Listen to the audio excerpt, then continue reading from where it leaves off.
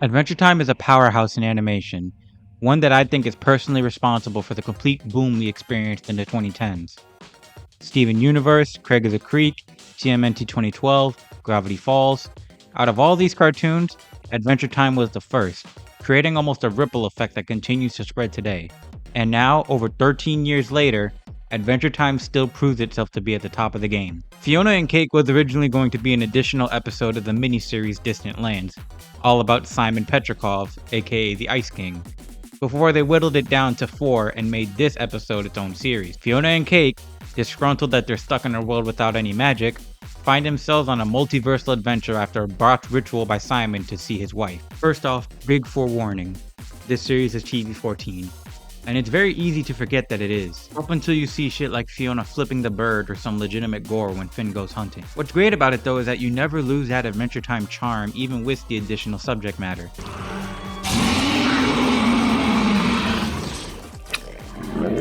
It's a lot like Samurai Jack Season 5 in that sense, except while Samurai Jack was basically a cartoon for adults with child-friendly standards and practices at first, Adventure Time in its presentation was still initially meant for kids. What was the cutesy designs and child-friendly swears, with of course some exceptions in the design, but the addition of these characters swearing and shedding blood doesn't take away from the overall tone of the show. It feels just as much like Adventure Time as its predecessors, and I have to commend the writers for that. It would have been so easy to take these goofy looking characters and have them spout out curse words left and right, as is the case with a lot of adult animation nowadays, but the restraint shows not only talent, but allows for some legitimately funny moments every now and then. Now with the era of Fun Fun! Get out of here! The way they tackle the multiverse is also really interesting. I understand that between Rick and Morty and the Marvel Cinematic Universe, the idea of a multiverse feels tired and cliched. But the way they make it work in this series is actually pretty interesting. Fiona, Cake, and Simon have to travel between universes to find a new magic crown to make Simon the Ice King again in order to restore magic to the Fiona and Cake world, which by the way is an unsanctioned universe created by Prismo that was stored into Ice King's brain. Shit, did I just copy Finn and Jake?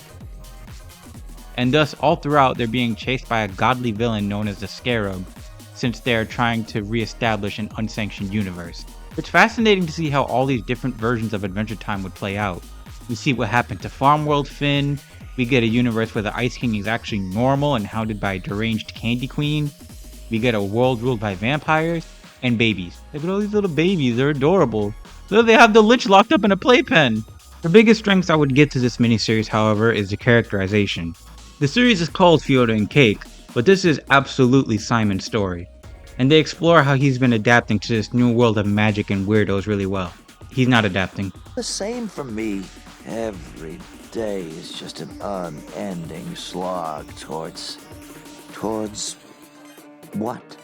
And in his attempts to see Betty again, he releases Fiona and Cake and ventures to find the crown in the hopes that maybe he'll cope with living in Oob better as the Ice King. Seeing him journey through these multiverses and interacting with characters he never would have normally, like an alternate version of himself. But how could you say that? She was the great love of our life. Well, that's not how I remember it. The Vampire King, Vampire King, you're a bad dad! and even the Lich is awesome. In succeeding, I lost all purpose. I know what you mean. Why? They really go deep with his development too. One of my favorite moments in this miniseries was the way he tried to sympathize with the Candy Queen, since he knows how it feels to be lost in madness. She deserves our help. I know there's a brilliant person in there trying to get out. Oh! Which makes the reveal of what that alternate Simon did all the more shocking. They also do a really good job exploring his relationship with Betty, and the toxic nature of how Betty would sacrifice everything for Simon, and Simon would hardly notice. Not because he's a bad person or out of genuine neglect, mind you, he was just so immersed in his work that he didn't even have the time to notice. Even though Simon is pretty much the star of this, Fiona and Cake still get plenty of moments to shine. Fiona struggling with her feelings, going from ecstatic to finally living her dream as a fantasy hero, to broken at the idea that she might have killed innocents, to finally coming around on this mundane world of hers is an excellent journey. It's very well contrasted with Cake, who has no negative feelings about this journey whatsoever. She's ecstatic to be a sentient, stretchy cat, doesn't mind punching someone in the buns, and isn't at all bothered by Simon returning to sanity if that's what needs to be done for their world to remain magical. I am myself, like this. Some might misconstrue it as Cake being selfish, but if I was a cat that was given sentience and superpowers, I'd be hesitant to change back too. And interspliced between these adventures, we cut to Fiona and Cake's world, seeing the developing relationship between Gary and Marshall Lee. Miss Abadir, you're a bad mom. Their misadventures are heckin' adorable, and they make for a really cute couple. It also gives us a glimpse at when Lemongrab's acting like Karen's. It tastes nice, but I hate their little faces. Bleh. I just wanted to mention it, they're really funny. Another thing I want to give a mention to is the multiversal gods. They're part of the only negatives I'd have about this miniseries, in that they're barely shown, and most of them hardly do anything for the plot outside of the main antagonists Scarab and Prismo. I thought these guys were really interesting, I liked a lot of their designs, and I wanted to know more about them and how they did business. At least it gave us a big ball that sounds like Bluey's dad. Nice speech. Say goodbye to your legs. If I had any other negatives to this show, it's that at times it definitely feels more dreary than it needs to be, and the fate of a lot of these multiverses are left really unclear. In Farm World, we're not even sure if Finn survives, but in the finale, we see his son Jay and Big Destiny's daughter Little Destiny show up to live in Fiona's world. So is Farm World Finn dead? Does his son even care? What about his siblings? What about Jake? In the world of the Winter King, an entire kingdom of ice is left to die because the universe's crown was devoured, and the Candy Kingdom is left in insanity once the Candy Queen regains her sanity. There's an entire universe overrun by vampires with an evil Marceline, and when we leave it, Marcy and Peebee are about to kill each other. And then they left the baby in a tank.